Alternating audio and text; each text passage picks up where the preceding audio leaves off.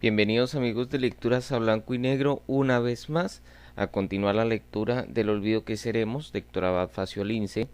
Hemos disfrutado y conversado estas cuatro partes. Vamos a entrar a las tres últimas.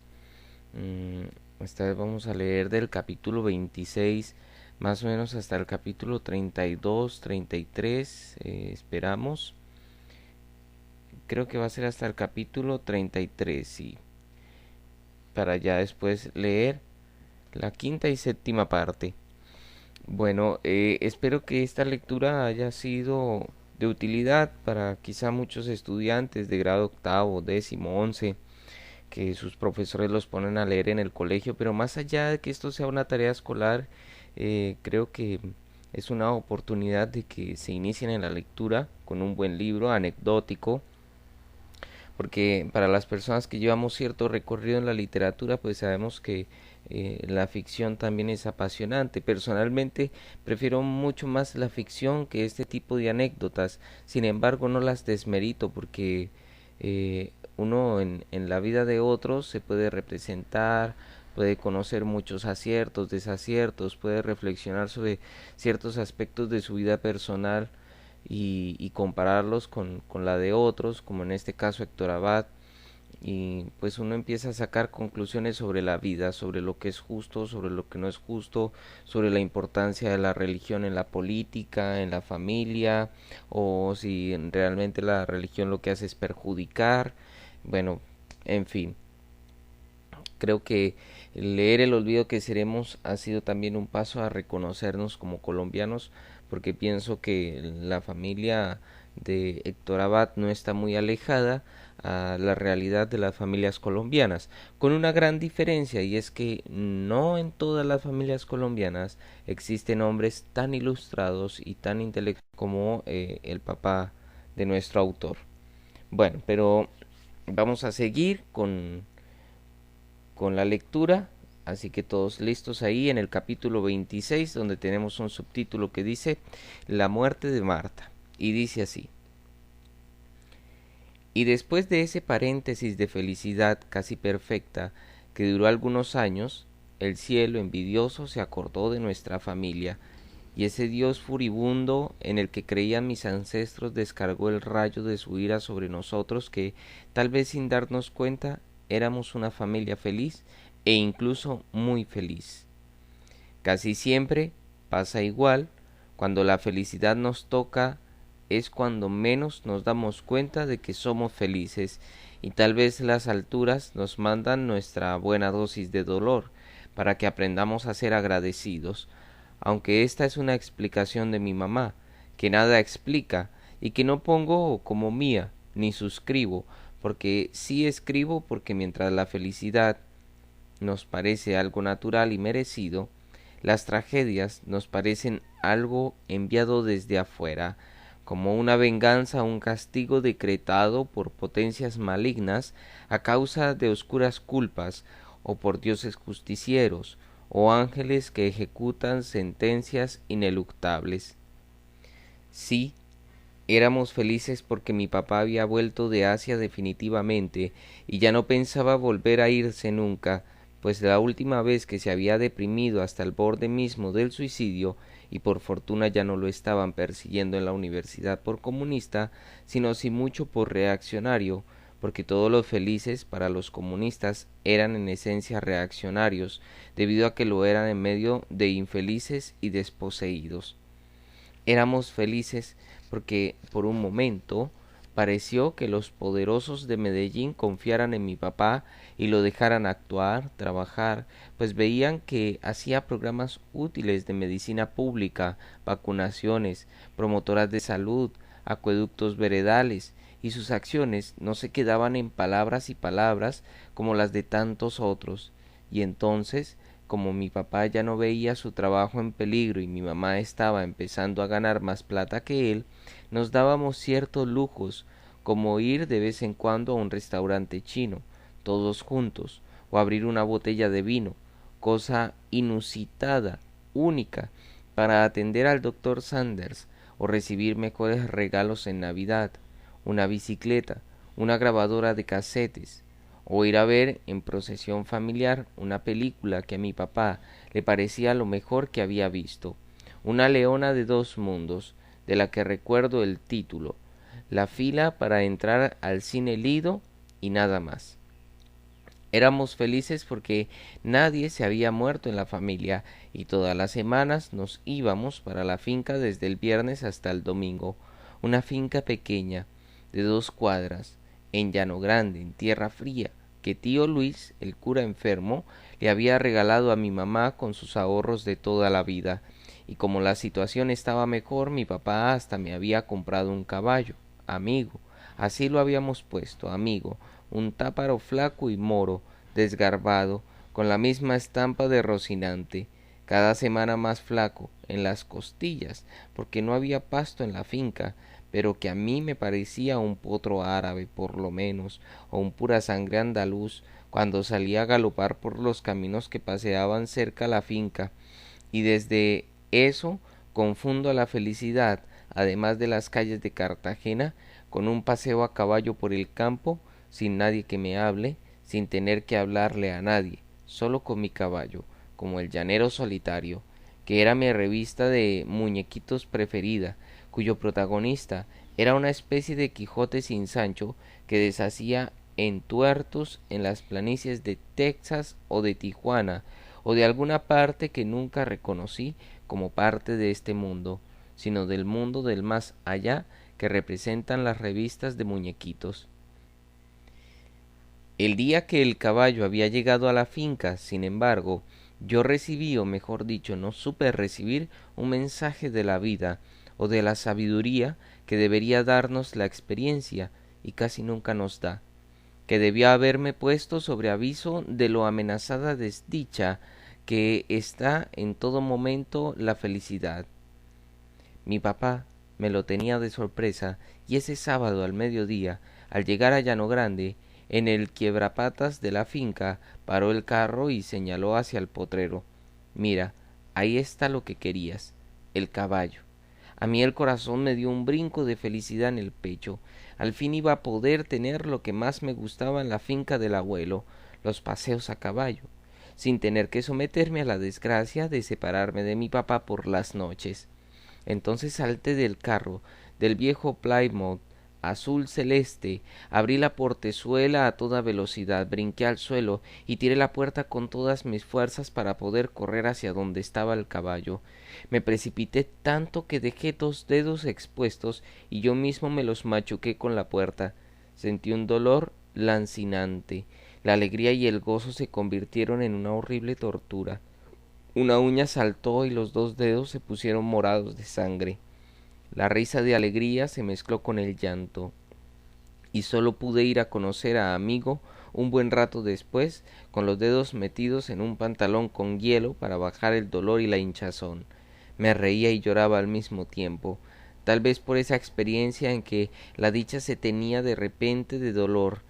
Yo ya debía haber entendido, repito, que nuestra felicidad está siempre en un equilibrio peligroso, inestable, a punto de resbalar por un precipicio de desolación. Pero no, en esos años no imaginábamos que toda la vida iba a ser buena, y no había por qué dudarlo. Éramos felices, porque todas mis hermanas eran lindas y alegres. Las muchachas más bonitas del barrio, Laureles, lo decía todo el mundo. Mariluz, Clara, Vicky, a Eva le decíamos Vicky, pues se llamaba Eva Victoria, pero ella odiaba el Eva. Le parecía un hombre montañero, jericuano, y siempre sufrió con eso, sabiendo que es el único nombre bonito de toda la familia. Y Marta.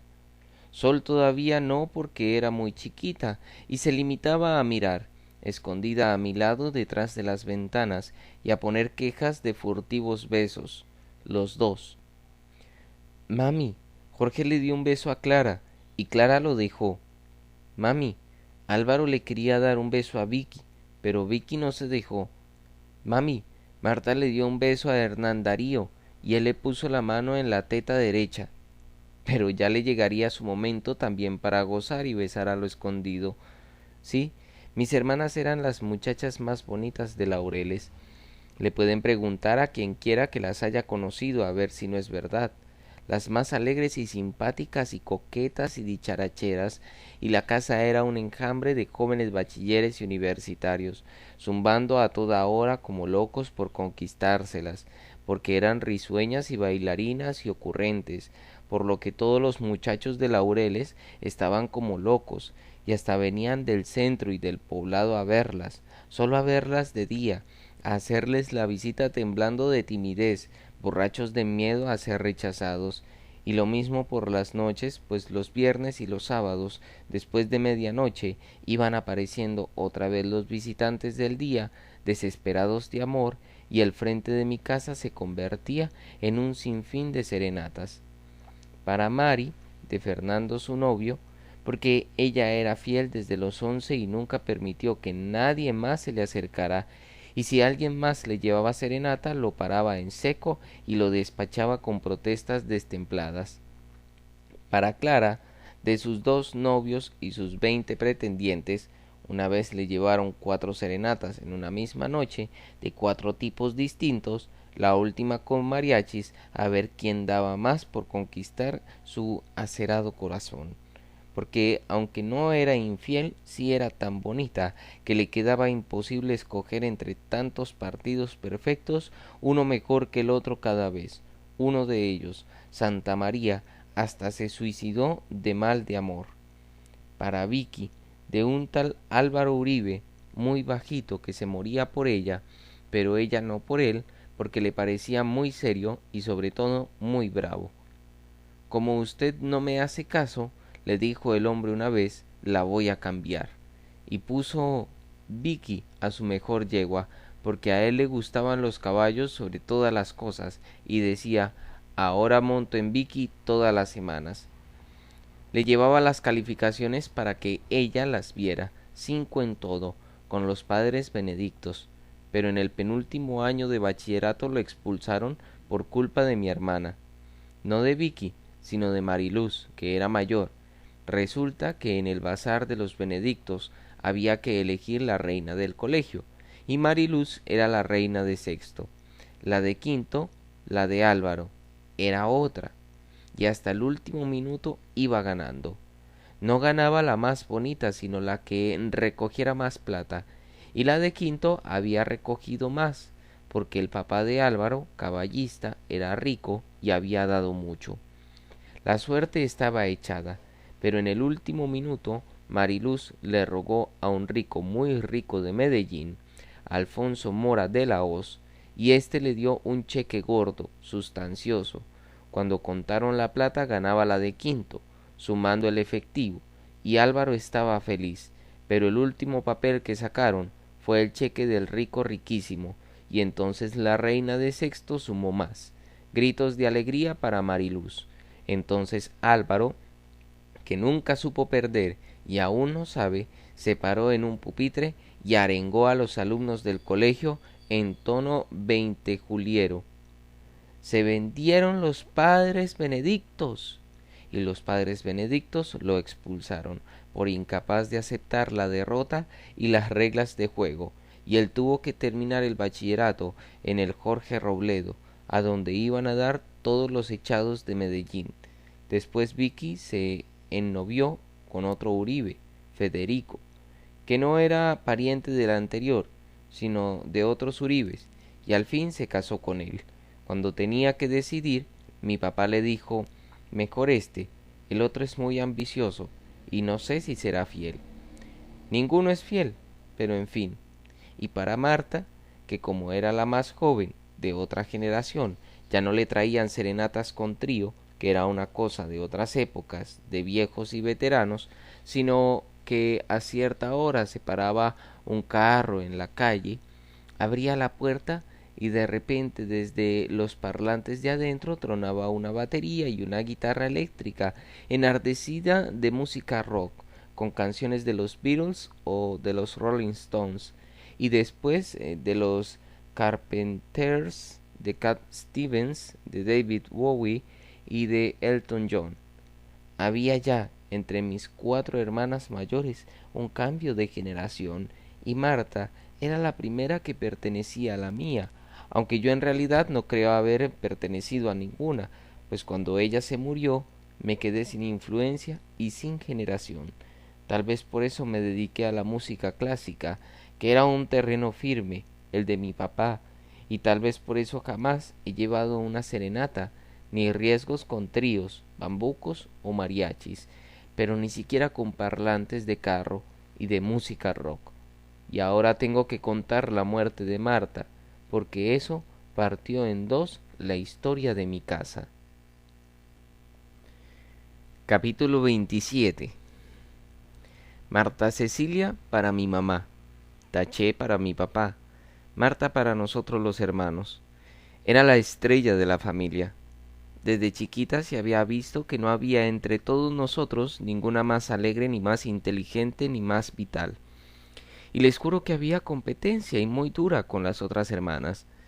Empezó a los 5 años tocando el violín e iba de tarde en tarde al conservatorio donde un profesor checo, Josef Matza, un extraordinario violinista que había llegado a ser concertino de la ópera de Friburgo, quien decía que llevaba años sin ver tanto talento como el que veía en Marta. Matza, perdido en estos trópicos, dirigía los fines de semana la banda de la universidad. Mi papá nos llevaba a oírla algunos domingos al Parque Bolívar, y tocó todo lo que aquí se podía tocar con nuestra pobre orquesta. Acabó alcoholizado, amargado, y sus alumnos lo recogían en la madrugada por las calles de la ciudad, pero hasta los mendigos lo cuidaban, y decían, el maestro está borracho, déjenlo dormir. El maestro Matza en sus clases les decía a sus pupilos, mirando su instrumento con amorosa rabia, es mi íntimo enemigo. Tal vez por eso mi hermana Marta se aburrió del violín cuando llegó a los 11 años, pues le parecía que era un instrumento muy triste, que exigía una entrega total del tiempo, de la vida, y hecho para tocar música antigua, decía mi hermana, y ella era muy de ahora, de los tiempos del rock. Entonces dejó el violín sin remordimiento y sin que a mi papá ni a mi mamá les pesara, pues ellos nunca presionaron en nosotros ninguna vocación, y empezó con la guitarra y con el canto. Cambió a ese íntimo enemigo y al maestro Matza por la más amistosa guitarra y por una profesora colombiana, Sonia Martínez, que aunque le enseñaba bambucos que a Marta no le entusiasmaban, reconocía que le transmitía muy bien la técnica vocal y el acompañamiento de la guitarra. Con Andrés Posada, su primer novio, que hoy es un músico extraordinario, y con Pilar, la hermana de Andrés, otra gran música, estudió más, y juntos se pasaban las tardes cantando las canciones de los Beatles, de Serrat, de Cat Stevens, de no sé quién más. Ya a los 14 años empezó a cantar y a tocar en un conjunto, el cuarteto Ellas, donde cantaba también otra música extraordinaria, Claudia Gómez, y Marta fue la primera de la familia que ganó premios de farándula, en realidad la única, y salía en la prensa y en algunos programas de televisión. Se iba de gira por toda Colombia y las llevaban a Puerto Rico, a San Andrés y a Miami, a sitios así, que los otros hermanos ni nos soñábamos con poder conocer. Además, Marta era una actriz natural y recitaba larguísimas tiradas de memoria en las fiestas de mis hermanas, cuando las mayores iban cumpliendo 15, que era la edad más importante en la mujer en aquellos años, su presentación en sociedad. Y era también la mejor estudiante de la clase en la enseñanza, y sus compañeras sentían por ella adoración, porque no era una nerd antipática, sino una estudiante alegre, a la que le bastaba oír una vez una lección para aprendérsela sin tener que estudiar. Leía más que yo, y era tan rápida y brillante que mi papá la prefería sobre todos nosotros, incluso sobre mí, que tenía ese mérito sin gracia de ser el único hombre, y sobre la mayor, que por ser la mayor y la más buena con él, era la niña de su corazón. Mis dos hermanas mayores se casaron, Mariluz con su novio de siempre, Fernando Vélez, un economista rico a los 20 años por una larga herencia que le dejó el papá, el fundador de Laboratorios Lister, una industria farmacéutica que se murió de un cáncer prematuro. Pero el economista, de ser tan generoso, no supo economizar, y menos iba a poder al lado de mi hermana, que era manirrota, igual que mi papá, pues para ella nunca ha habido un placer más grande que el de hacerles favores a los demás y regalar, regalar, regalar sus cosas, su tiempo, su plata, sus vestidos, todo. Ellos, ellos dos, Mariluz y Fernando, eran unos siameses, y parecía que se hubieran casado desde la primera comunión, con decirles que él tenía 13 años cuando le llevó a mi hermana de 11 la primera serenata. Cuando ella cumplió 17 años, llevaban tanto tiempo juntos que no aguantaron más tanta virginidad. Eran los años de la virginidad. Lo llamó la orden y lo obligó a casarse, sin apelación alguna, incluso antes de que él terminara la universidad.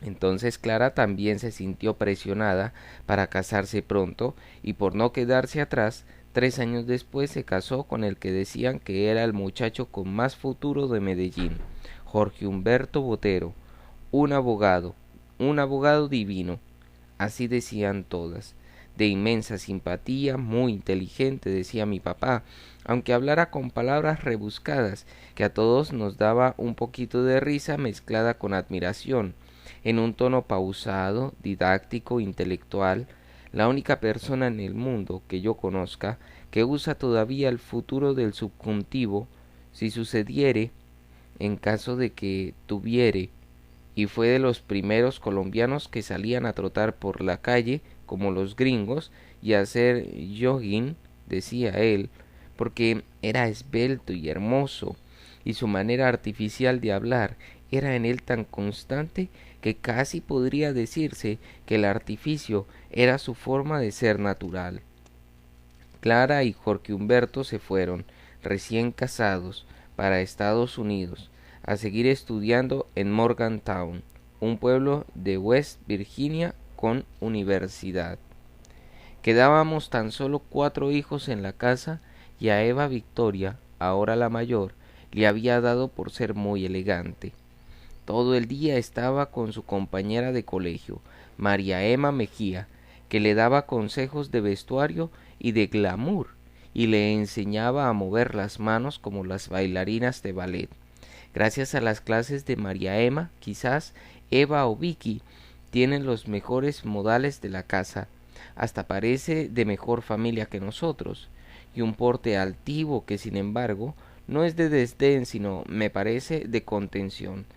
Creo que por exceso de examen de conciencia y por miedo a una culpa oscura e incierta como el pecado original, padece de una rectitud enfermiza que a veces casi ni la deja vivir, pues llega a haber maldades y faltas de honradez donde ni remotamente las hay.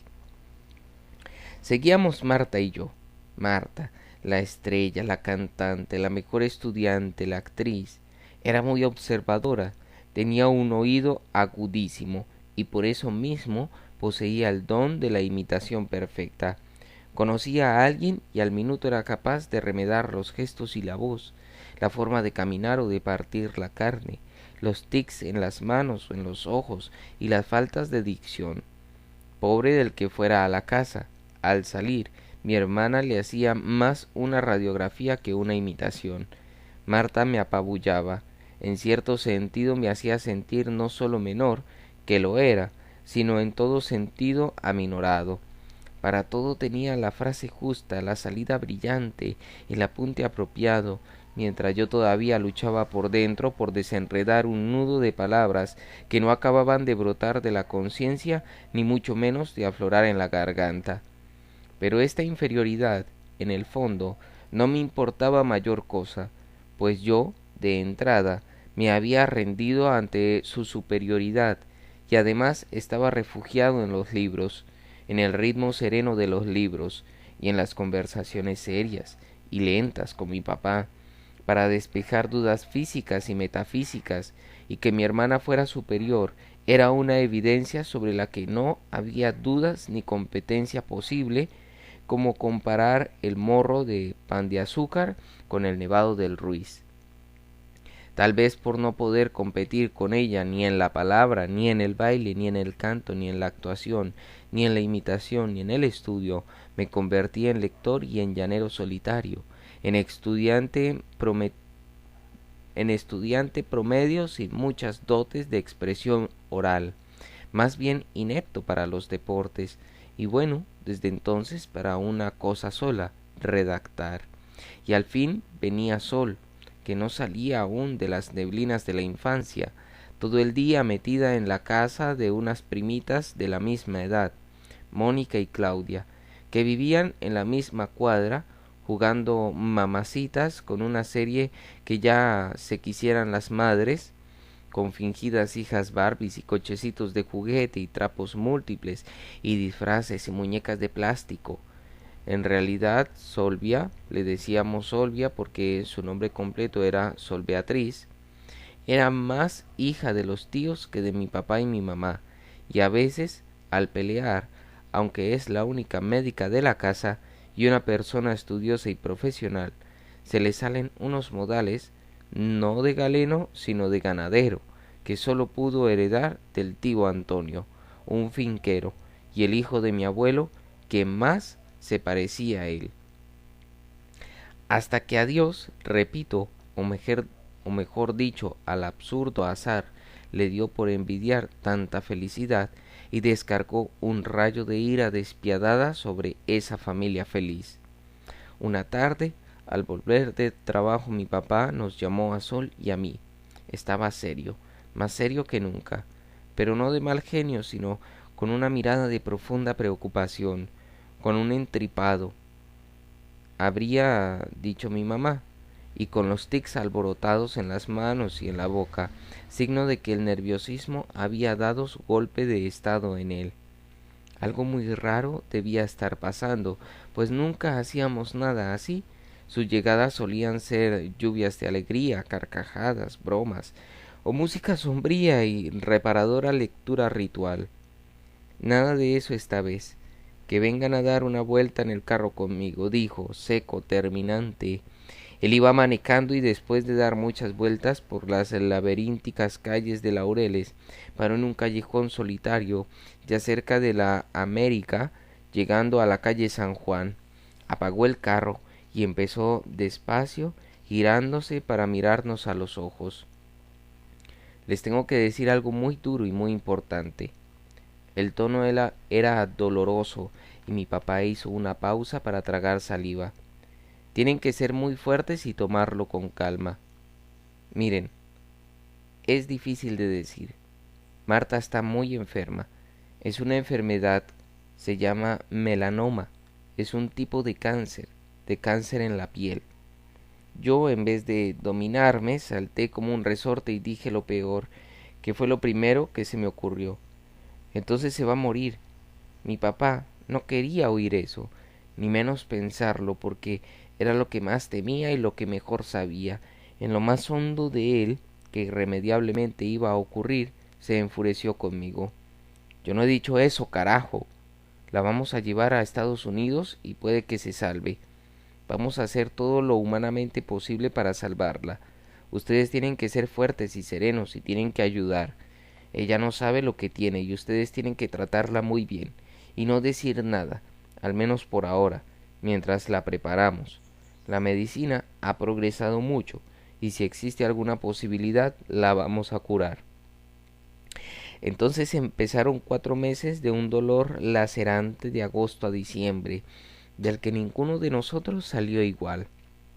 Un cáncer a los 16 años y en una muchacha así como era Marta, producía en cualquiera un dolor y un rechazo insoportables. Hay un momento en que la vida de los seres humanos se vuelve más valiosa, y ese momento, creo yo, coincide con esa plenitud que trae el final de la adolescencia. Los padres han estado muchos años cuidando y modelando la persona que los va a representar y a reemplazar. Al fin esa persona empieza a volar sola y como en este caso vuela bien, mucho mejor que ellos y que todos los demás. La muerte de un recién nacido o la de un viejo duelen menos. Hay como una curva creciente en el valor de la vida humana, y la cima, creo yo, está entre los 15 y los 30 años. Después la curva empieza, lenta otra vez, a descender, hasta que a los 100 años coincide con el feto, y nos importa un pito. Capítulo 28. En Washington estaba el hospital que más había experimentado con nuevos tratamientos contra ese cáncer tenebroso, el melanoma. Mi papá y mi mamá vendieron cosas, el carro de mi papá y la primera oficina que mi mamá había comprado en el edificio La Ceiba, con sus ahorros de años, para poder disponer de fondos para el tratamiento. Hijas de amigos, Jorge Fernández y Marta Hernández, Fabio Ortega y Mabel Escobar, don Emilio Pérez, mi cuñado Fernando Vélez, les entregaron miles de dólares en efectivo, como un préstamo, sin fecha de devolución, o como un regalo, y mi papá y mi mamá los recibieron con lágrimas en los ojos. Cuando volvieron de Estados Unidos, mi papá y mi mamá devolvieron los préstamos intactos, pero llevarlos en la cartera les daba seguridad. Estaban dispuestos a vender la casa, la finca, todo lo que teníamos, si el tratamiento de Marta era posible y dependía del pago, porque así era y es la medicina de allá, mejor para los que tengan más plata disponible. Pero no había plata que comprara la salud de ese cáncer. Había esperanzas vagas con una droga nueva en los primeros estadios de experimentación, y se la empezaron a dar en el hospital. En Washington se hospedaron donde Edgar Gutiérrez Castro, que les dejó el apartamento y se fue a vivir a un cuarto en la casa de un amigo. Cuando iba a recogerlos en el aeropuerto, de lo ansioso que estaba, se chocó, y cuando llegó en un taxi, mi papá, mi mamá y Marta ya no estaban ahí. Se habían ido en bus hasta un hotel, creyendo que a Edgar se le había olvidado recogerlos. Él los rescató del hotel y los dejó instalados en su apartamento, por el tiempo que sea necesario, un acto de generosidad que mi familia no olvida. Mi hermana Clara, que no vivía lejos, se les unió, y Jorge Humberto, su marido, llegaba también los fines de semana. Allí en la terraza del apartamento de Edgar Gutiérrez, Marta, al fin, le hizo la pregunta fatídica a mi papá. Papi, ¿verdad que lo que yo tengo es un cáncer? Y él, con los ojos encharcados de desesperación, solo pudo asentir con la cabeza, pero también añadirle una mentira piadosa y que sonara verosímil. Era cáncer, sí, pero como era de la piel, la cosa era superficial y muy tratable. Él no creía que se fuera a morir. Mi papá quería que ella ayudara con su ánimo a una improbable curación, y ella ya nunca más le volvió a preguntar. Desde ese día supo controlar su dolor y envolver en una remota esperanza sus ganas de no desesperarse jamás. De hecho, intentó ser feliz hasta el final.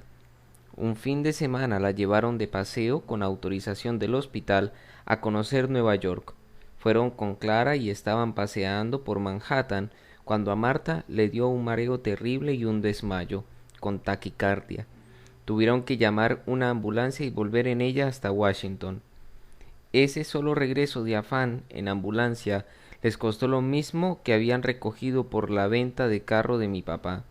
No era nada, era una reacción a la droga, que era un químico muy fuerte, tal vez los primeros tipos de quimioterapia. Al fin en el hospital, cuando encontraron que Marta ya tenía metástasis, les dijeron que lo único que se podía hacer era esperar a ver los efectos de la nueva droga, que podían llevarse las dosis a Colombia e ir mandando cada semana los exámenes de laboratorio al hospital, donde serían analizados por los especialistas, y si era el caso, por teléfono, les darían más indicaciones. Cuando Clara fue a llevarlos al aeropuerto, el día del regreso, se despidió de Marta con un beso largo, con un gran abrazo. Marta le dijo que tenía miedo y Clara se rió de ella, que no fuera boba, que todo iba a salir bien, y se lo decía con una falsa sonrisa feliz. Al volver hacia el estacionamiento, después de dejarlos en emigración, Clara sintió que algo caliente le rodaba por los muslos, un líquido caliente. Fue corriendo al baño. Tenía una hemorragia incontenible, ríos de sangre que le rodaban de la vagina hasta el suelo, y tuvo que ir al hospital, a otro, el de su pueblo, para que se la pudieran restañar, haciéndole un curetaje, y hasta tuvieron que ponerle suero y transfusiones. Tal vez, dijeron los médicos, estaba embarazada sin saberlo y había tenido un aborto espontáneo. Era explicable, dijeron, por su inmenso dolor. Cuando volvieron de Estados Unidos, Marta se fue extinguiendo día tras día, muy despacio, paso a paso, como para que todos pudiéramos ver muy bien de qué manera la muerte se iba tomando su cuerpo centímetro a centímetro, en una muchacha linda de 16 años, casi 17, que un año antes era la imagen de la vitalidad, de la salud y de la alegría, la figura perfecta de la felicidad.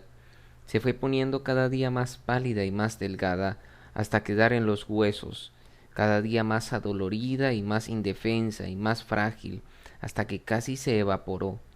Hay periodos de la vida en los que la tristeza se concentra, como de una flor se dice que sacamos su esencia para hacer perfume, o de un vino su espíritu para sacar el alcohol.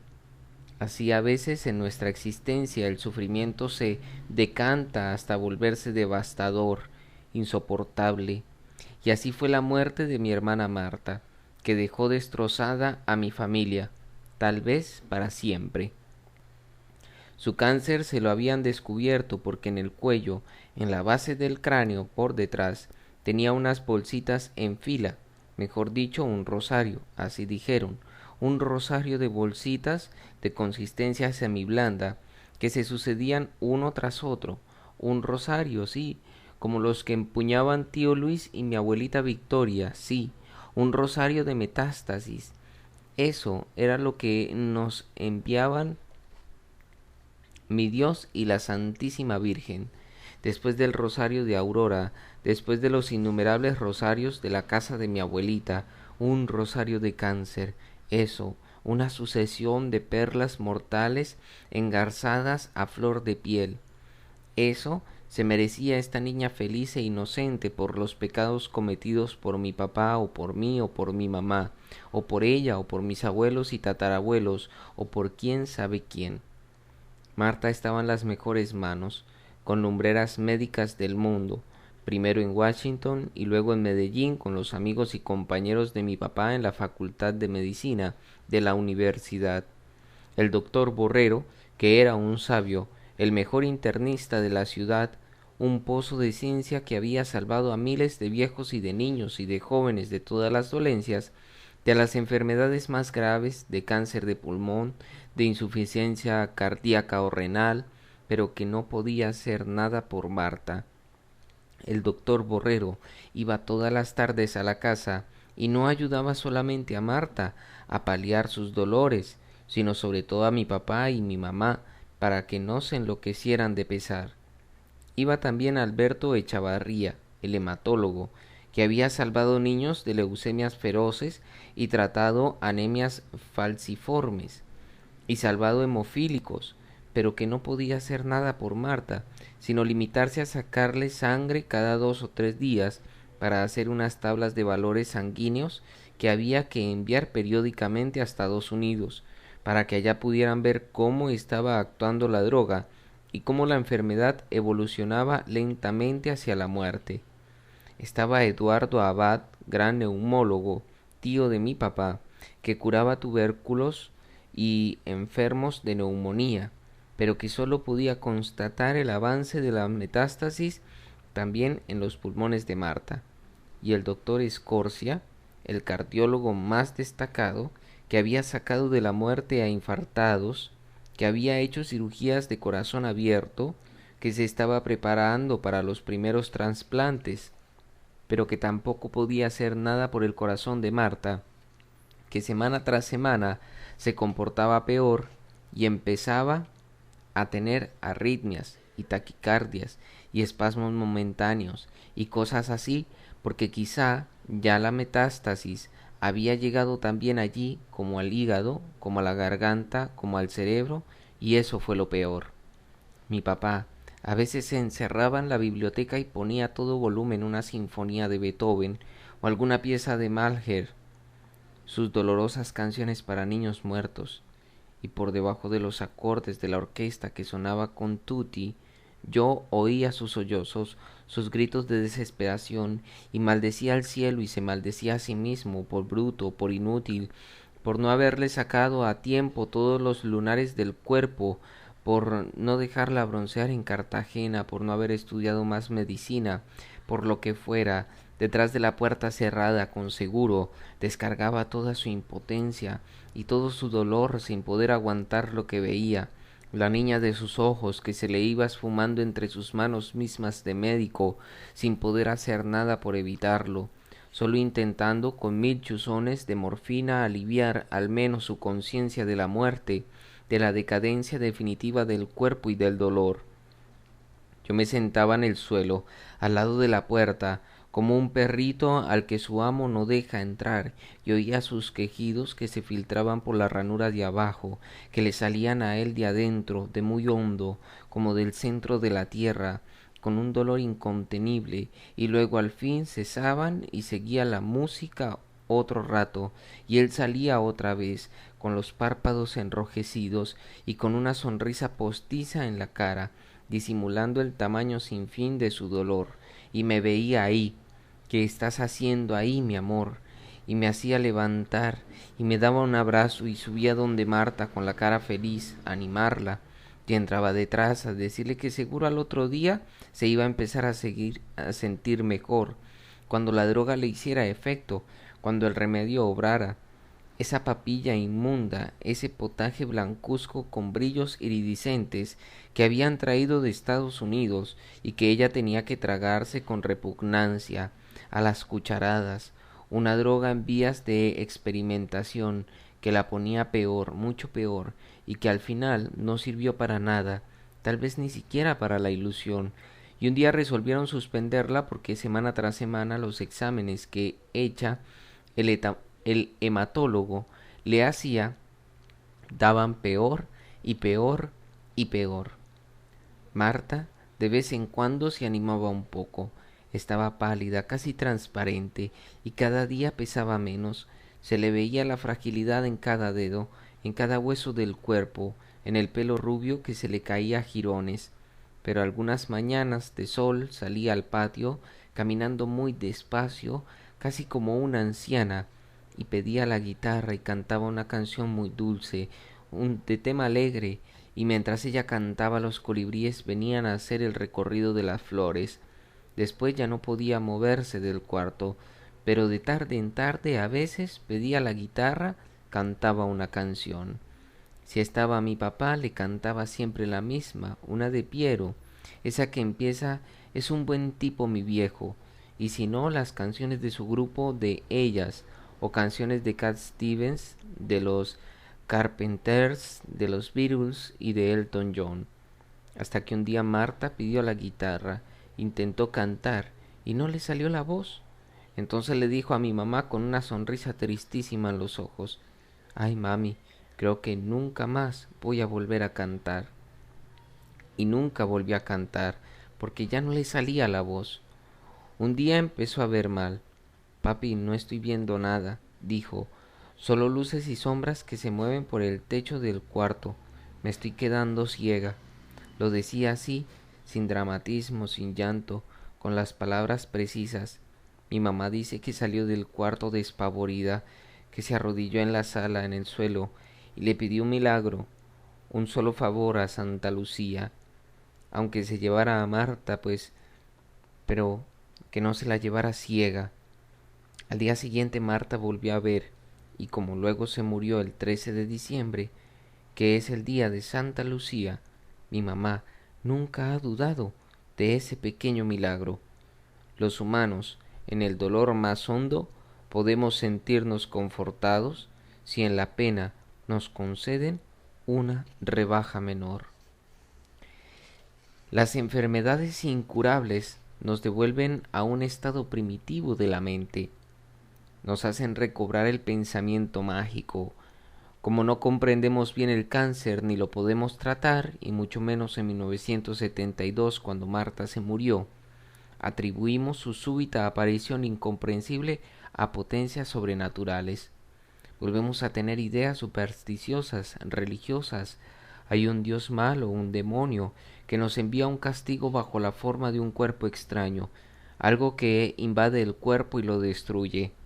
Entonces se le ofrecen sacrificios a esa deidad, se le hacen promesas, dejar el cigarro, ir de rodillas hasta Girardota y besarle las llagas al Cristo milagroso, comprarle una corona de oro engastada de piedras preciosas a la Virgen. Se le recitan plegarias, se exhiben muestras de humillación en medio de las peticiones. Como la enfermedad es oscura, creemos que sólo algo aún más oscuro la podrá curar. Así, por lo menos, ocurría entre algunas personas de la familia, y en la desesperación cualquier opción era posible, que había una medium en Belén que había hecho curaciones milagrosas, tráiganla, que un chamán del Amazonas había obrado prodigios con un menjurje hecho a base de raíces, que se lo tome, que hay una monja o un cura que tiene comunicación directa con el Señor y él atiende sus súplicas, que vengan y recen y les daremos limosna. No solo la droga de Washington se ensayó en mi casa, todo lo ensayaron, desde brujos hasta bioenergéticos, hasta ritos religiosos de todas las pelambres, sin descartar la extremación, la extrema unción, aunque con un fondo de desesperación, más que de desconfianza. Todo lo intentaron, pero nada sirvió. Mi papá, obviamente, no creía en estas magias, pero dejaba que las otras personas de la familia probaran con lo que quisieran, siempre y cuando los tratamientos sugeridos no fueran ni dañinos ni molestos para Marta. Él sabía muy bien lo que estaba pasando y podía pronosticar también lo que iba a pasar, y ya el mismo doctor Borrero, el internista que veía a mi hermana, lo había dicho desde agosto, con una brutalidad que tenía mucho de generosidad, porque al menos no creaba falsas expectativas. La niña estará muerta en diciembre. No hay nada que hacer. Al caer la tarde, todos los días menos los fines de semana en que la reemplazaba mi hermana Mariluz, llegaba a mi casa la tía Inés, hermana de mi papá. Como no le bastaba a veces, venía también por la mañana. Viuda y, como se dice, más buena que el pan, era una mujer madura, dulce y discreta, cariñosa sin empalagos, que se había dedicado solamente a hacerles el bien a los demás. Desde que Marta volvió de Estados Unidos, se dedicó a cuidarla, todas las noches sin falta, con un descanso la noche del sábado y del domingo, en que para cuidarla se turnaban mis hermanas mayores, Mariluz y Clara desde noviembre, cuando volvió de Morgantown. Mis hermanas iban adelgazando al mismo paso que Marta y al final quedaron casi de su mismo peso, Clara de 35 kilos y Mariluz de 36, mientras que mi papá, por una reacción contraria, en 3 meses subió 2 tallas de camisa y una de vestido, pues no paraba de comer y terminó redondo como un barril. A Marta le gustaba mucho la compañía de la tía Inés, porque ella sabía tratar a los enfermos y hablaba poco. Si se desvelaba por la noche y quería que le hablaran, la tía le contaba algo. Le contaba, por ejemplo, la historia de su marido, Olmedo, que había muerto mientras huía de los pájaros conservadores que lo estaban persiguiendo para matarlo por el solo hecho de ser liberal, y la historia de su cuñado, Nelson Mora, el mejor amigo de mi papá, que había sido asesinado por los pájaros conservadores en el norte del valle, cerca de Sevilla. La tía Inés había sido feliz muy pocos años, pero había alcanzado a tener 2 hijos, Lida y Raúl. Mientras la acompañaba y cosía, pensaba que Dios le había dado a ella más que a Marta, que sólo había alcanzado a tener 2 novios, Andrés Posada y Hernán Darío Cadavid, pero no marido ni hijos. Marta le consultaba sobre ellos porque a estas alturas no estaba segura de a cuál de los dos querer, pues los dos le gustaban por igual, Andrés porque era un gran músico y Hernán Darío porque era hermoso, hasta que ya no se hizo más conflictos y decidió quererlos a los dos.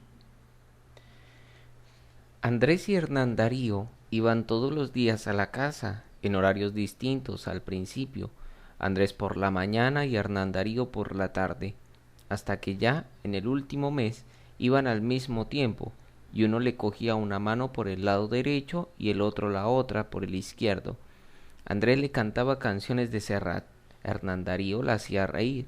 Mi hermana le explicaba a la tía Inés que se sorprendía un poco al ver esa escena, aunque le parecía hermosa, de qué manera los quería a los dos.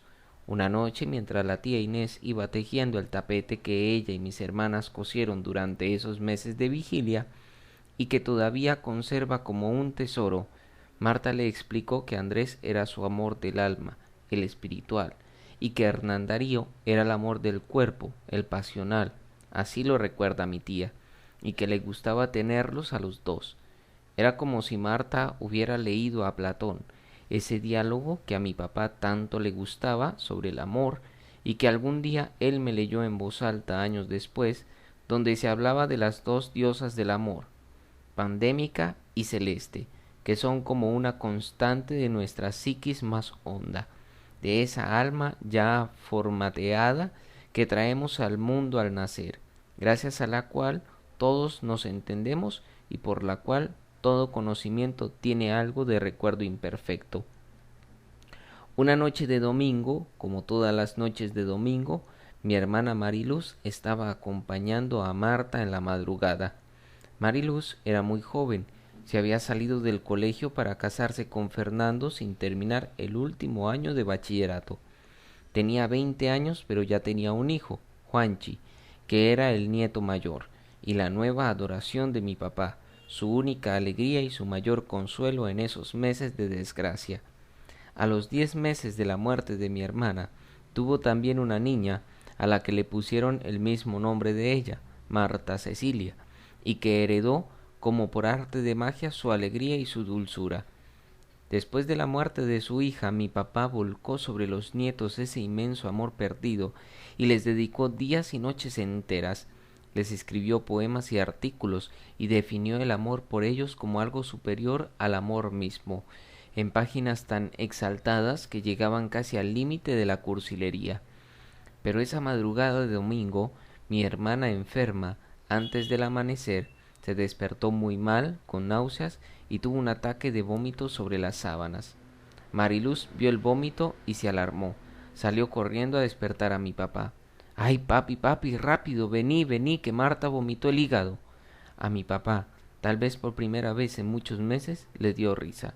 Mi amor, imposible, el hígado no se vomita. Sí, papi, sí, vení, verás que aquí lo tengo, gritaba Mariluz. Mi hermana mayor había puesto el hígado en una vasija blanca metálica donde se ponían las agujas hervidas para las inyecciones. Era una masa roja, porosa, del tamaño de un puño. Lo que pasaba era que Marta, en los últimos días, lo único que aceptaba comer era sandía. No recibía ninguna otra comida que no fuera sandía, porque no le pasaba tanto que nuestros tíos de Cartagena, Rafa y la Mona, enviaban cada semana montones de sandías, patillas, decían ellos, para que Marta pudiera comer de las mejores del país. Y lo que había vomitado era un trozo de sandía que parecía un hígado. Tal vez fue la única vez en esos meses que nos pudimos reír por la inocencia de Mariluz, que aunque era ya una señora con un hijo a cuestas, seguía siendo una niña de 20 años.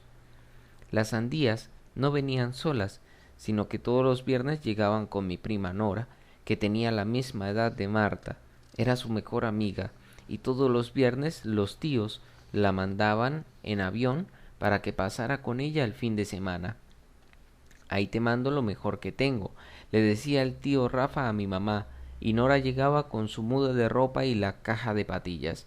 Muchas amigas de Marta tenían detalles así, como mi hermana había dicho que su flor preferida eran las rosas rosadas, la que después mi papá se dedicaría a cultivar 20 años más, como en una oración privada con su hijita muerta, varias personas le llevaban una cada día.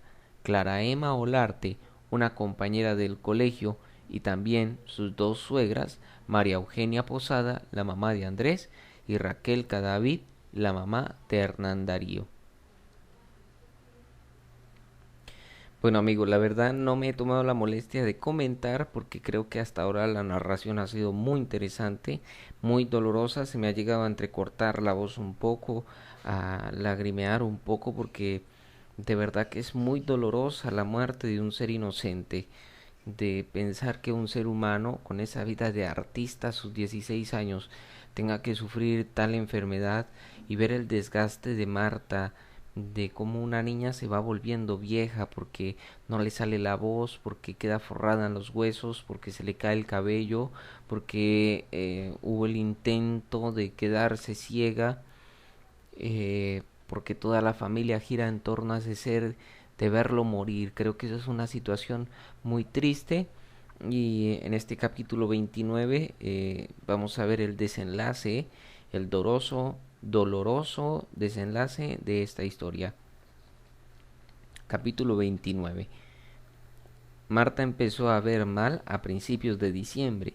El neurólogo dijo que había ya metástasis en el cerebro y que probablemente alguna en algún momento había obstruido algunas sinapsis en la zona de la visión, pero que por suerte de alguna manera las conexiones se habían restaurado por algún otro camino. Ella se murió el 13 al anochecer y esas últimas 2 semanas fueron de grandes dolores, convulsiones, malestar. Mi hermana, sin embargo, nunca habló de la muerte, y ni quería morirse ni pensaba que se fuera a morir.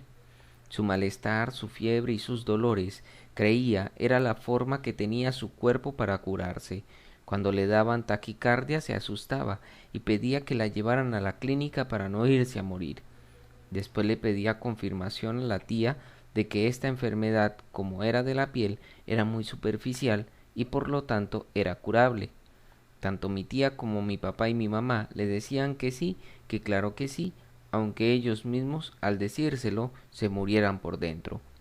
Cuando Marta entró en agonía, mi papá nos reunió a todos los hermanos en la biblioteca, y a cada uno nos dijo una mentira.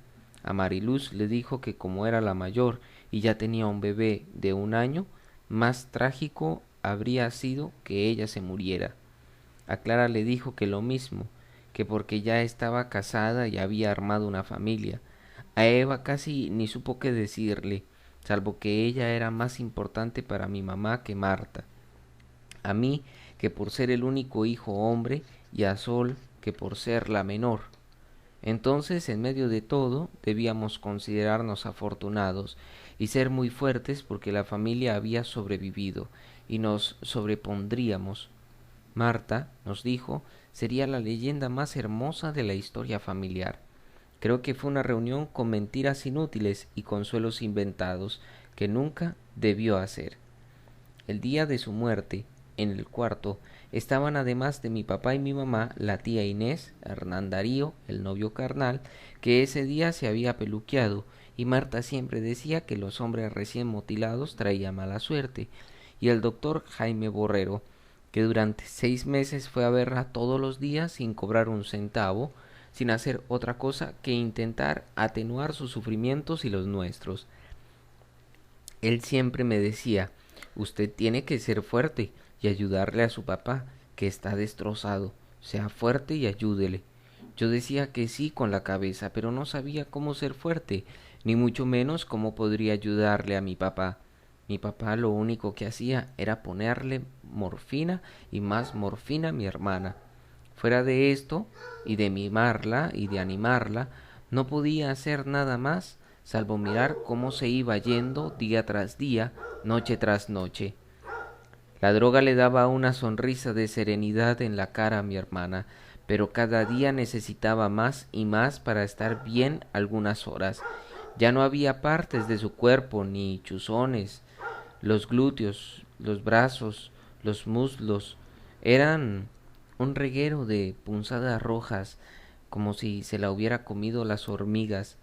Mi papá estaba siempre en busca de algún sitio para poderle poner otra inyección y exigía una asepsia de quirófano en sus manos y en las agujas que hervían durante horas para que no se le fueran a infectar los chuzones.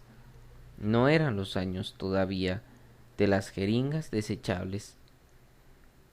Esa última tarde, cuando el doctor Borrero dijo que Marta estaba agonizando y autorizó a mi papá a que le pusiera más morfina, una dosis muy alta, para que no sufriera, ocurrió algo casi absurdo.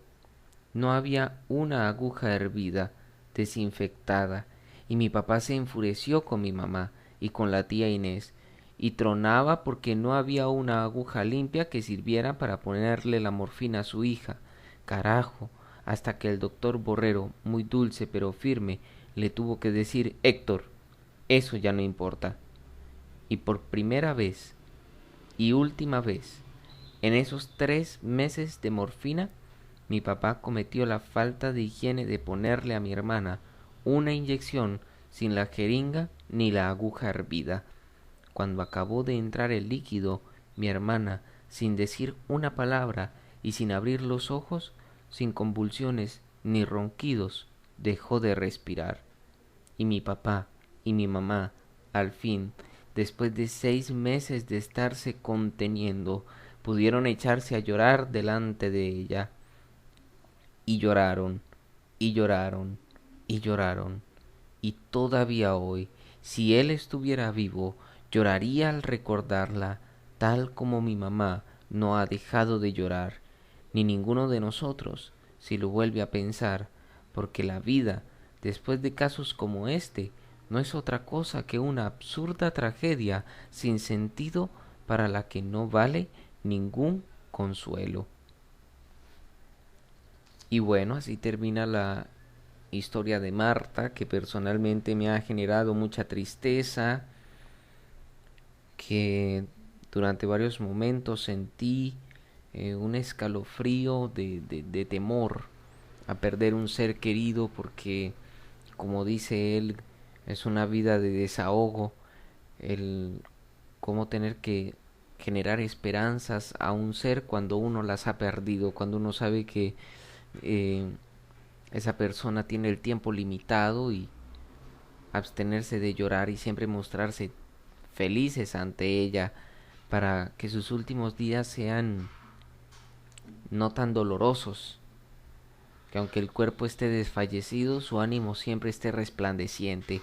Y creo que han sido unos capítulos muy, muy emotivos, eh, que para aquellos lectores quienes han perdido hijos, padres, abuelos, quizá para el niño que ha perdido una mascota, nos haga reflexionar sobre la importancia de vivir, de que esta vida hay que gozarla como Marta, de que hay que aprovecharla al máximo con la familia, y de que nunca, nunca, nunca debemos enojarnos por cosas banales de la vida con los seres que más amamos, porque el día menos pensado no van a estar ellos o no vamos a estar nosotros.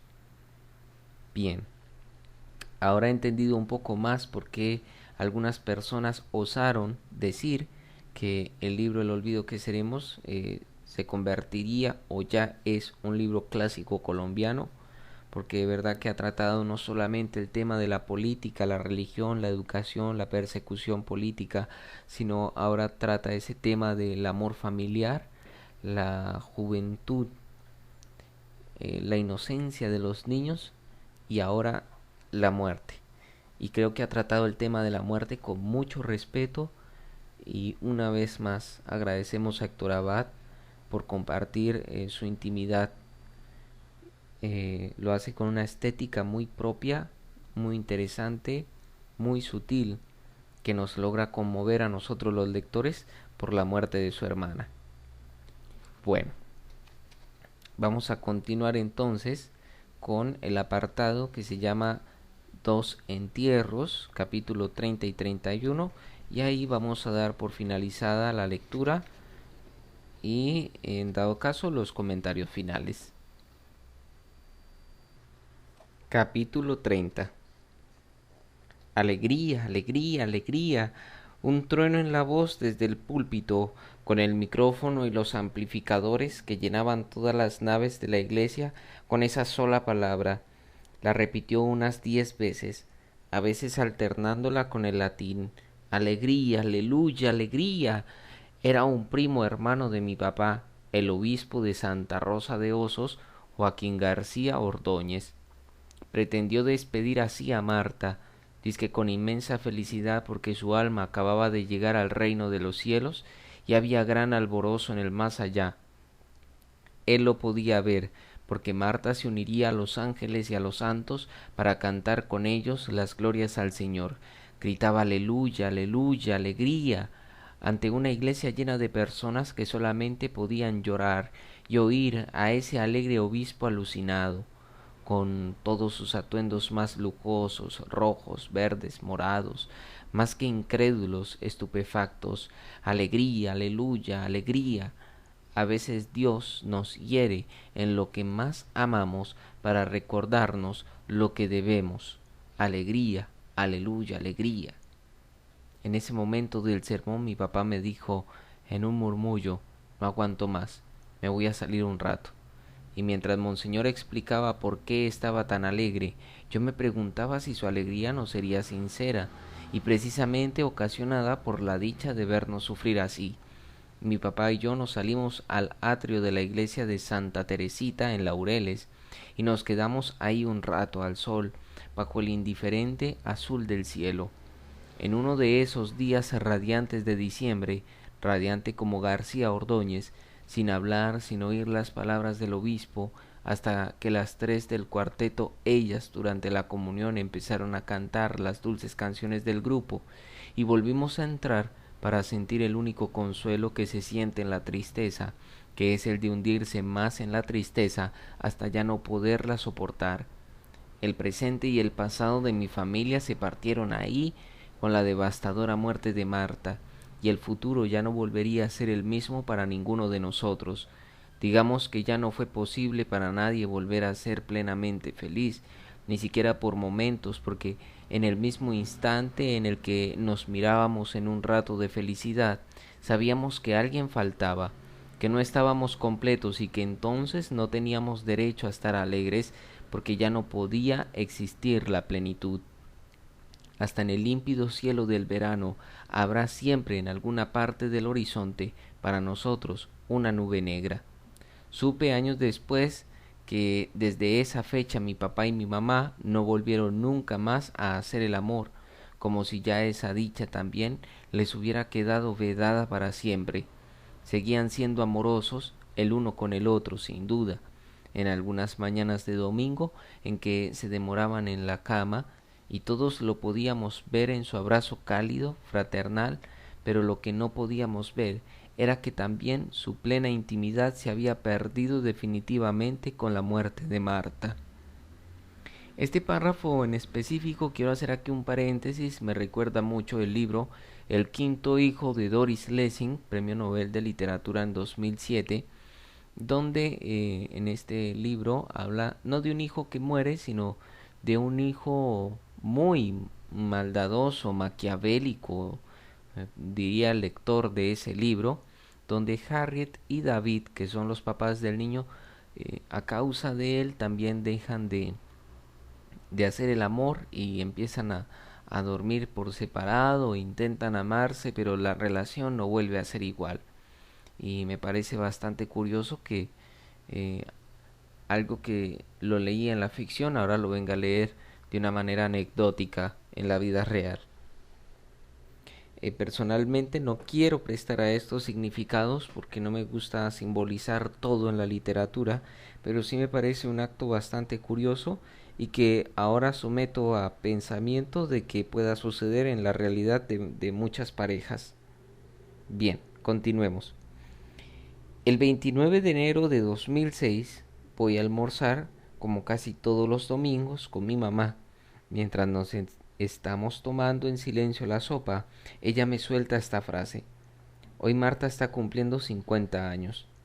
Mi mamá ha seguido llevándole la cuenta, Mi hermana nunca pasó de los 16, le faltaba un mes largo para cumplir 17, y es incluso 2 años más joven que mi hija mayor, pero mi mamá dice, hoy Marta está cumpliendo 50 años. Y yo recuerdo la pequeña hoja de oro que mi papá mandó fundir para los médicos y familiares que la atendieron durante su enfermedad, Porrero, Echavarría, Inés y Eduardo Abad, como agradecimiento. Decía, no es la muerte la que se lleva a los que amamos, al contrario, los guarda y los fija en su juventud adorable. No es la muerte la que disuelve el amor, es la vida la que disuelve el amor. Fija en su juventud y constante en el amor. Ese día, en silencio, mi mamá y yo celebramos sin velas y sin helado los 50 años de Marta, esa niña muerta que mi papá, para consolarse, decía que no había existido nunca, que era sólo una hermosa leyenda. Capítulo 31. 15 años más tarde, en la misma iglesia de Santa Teresita, nos tocó asistir a otro entierro tumultuoso. Era el 26 de agosto y la tarde anterior habían matado a mi papá. Lo velamos primero en la casa de mi hermana mayor, Mariluz, la última parte de la noche, después de que en aquella morgue de mi infancia, la misma donde me había llevado a conocer un muerto como si quisiera prepararme para el futuro, ya en la madrugada nos entregaron el cadáver. Por la mañana, como suele suceder en este país de catástrofes diarias, muchas emisoras de radio querían hablar con algún miembro de la familia. La única que tuvo la suficiente serenidad para hacerlo fue mi hermana mayor. Mientras la entrevistaban algunos funcionarios, el alcalde, el gobernador, algún senador, le daban las condolencias al aire. Después pusieron en directo también al arzobispo de Medellín, Monseñor Alfonso López Trujillo. Este le dijo a mi hermana cuánto lamentaba esta desgracia y le recomendó resignación cristiana. Mi hermana, que es muy católica, se lo agradeció en directo. Pero muy pocas horas más tarde, hacia las 10 de la mañana, de la iglesia de Santa Teresita, la parroquia de mi mamá y de mis hermanas les hicieron saber con una llamada por teléfono que la misa de difuntos programada para las 3 no se podría realizar. El cardenal López Trujillo había hecho una llamada para prohibírselo explícitamente al párroco en vista de que mi papá no era creyente y considerando que nunca iba a misa ni allí ni en ninguna parte. No tenía sentido, dijo el arzobispo, que se le hiciera una ceremonia religiosa a alguien que se había declarado públicamente ateo y comunista.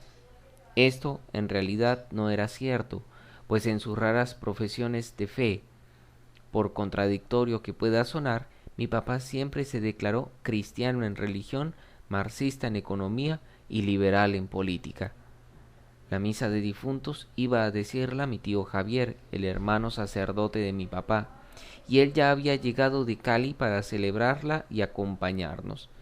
Al enterarse de la orden del cardenal, el tío de inmediato salió para la iglesia y se puso a discutir con el párroco. Él mismo personalmente asumiría toda la responsabilidad ante el arzobispo, pero sería una infamia con la familia cancelar esta especie de consuelo. Para Javier era suficiente que mi mamá y mis hermanas, todas católicas practicantes, quisieran esa ceremonia y ese entierro.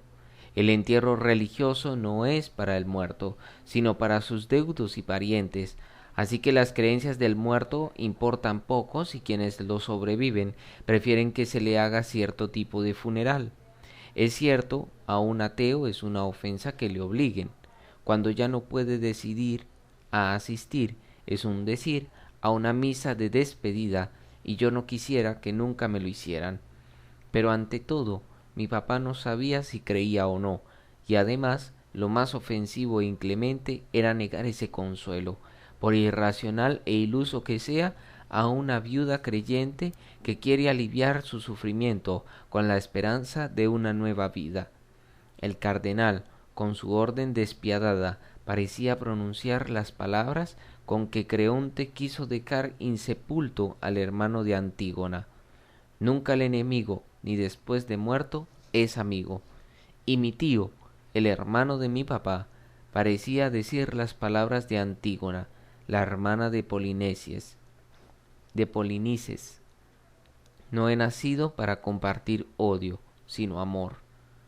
Yo no me enteré de nada de esto hasta varios días después de una carta de protesta que mi mamá estaba redactando para López Trujillo, y al leerla pude repetir una vez más en voz alta el apelativo que siempre se me viene a la cabeza cuando pienso en este cardenal. Hoy, presidente en Roma del Consejo Pontificio para la Familia, el apelativo que mejor le cuadra y que aquí no repito por consejo de mi editor y para evitar una demanda por injuria, aunque no por calumnia. El párroco, aunque asustado, consintió en hacerse el de la vista gorda y abrió las puertas de la iglesia para que mi tío pudiera decir la misa y para que los miles y miles de personas condolidas pudieran entrar a rendirle un tributo a mi papá. Había una multitud, pues la familia y muchas otras personas habían invitado a la conmemoración por medio de avisos en la prensa, y el asesinato había conmovido a la mejor parte de la ciudad, así hubiera alegrado a unos pocos. El párroco puso una condición, eso sí, y era que al menos no hubiera música, pues una misa cantada sería un exceso de tributo al muerto. Mi tío Javier, a esto, no le respondió nada, pero cuando el coro de la universidad y varios músicos allí reunidos más o menos espontáneamente empezaron a cantar y a tocar, no los detuvo. Su sermón, entre chorros de lágrimas, fue triste y hermoso. Habló del martirio de su hermano, de la defensa hasta la muerte de sus convicciones, del extremo sacrificio a causa de un sentimiento profundo de compasión humana y de rechazo de la injusticia. Expuso, convencido de lo que decía, que en el más allá no se condenaría a este hombre justo, como habían hecho algunos aquí. Esta vez no oímos gritos de alegría, aleluya, alegría, sino murmullos y frases entrecortadas que intentaban decir lo que todos sentíamos, una profunda tristeza.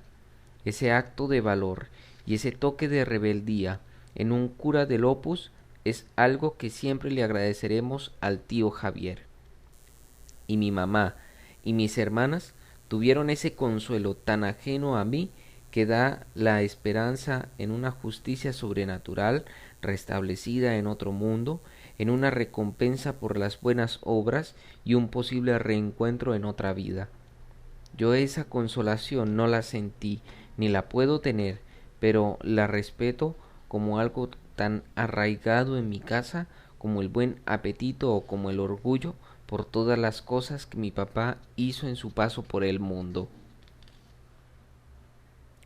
Bueno, y así terminamos entonces esta quinta sesión de lectura, donde habla de los dos entierros, sobre, creo que fue intencional, Héctor Abad, el hecho de hablar del entierro de su hermana y del entierro de su padre, porque eran personas supremamente distintas, y es ver ahora en esta posición cómo la iglesia figura ante los medios dando condolencias, pero luego prohíben una misa, que la verdad pues Héctor Abad tiene razón en lo que está diciendo, y es estos tipos de eventos es más para las personas que velan al muerto que para la persona en sí.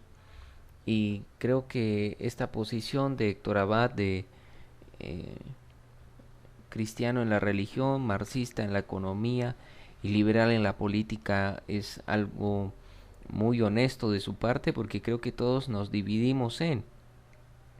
Difícilmente un colombiano sería ateo, muy difícilmente, porque toda nuestra historia nacional ha estado basada en la moral católica y cristiana.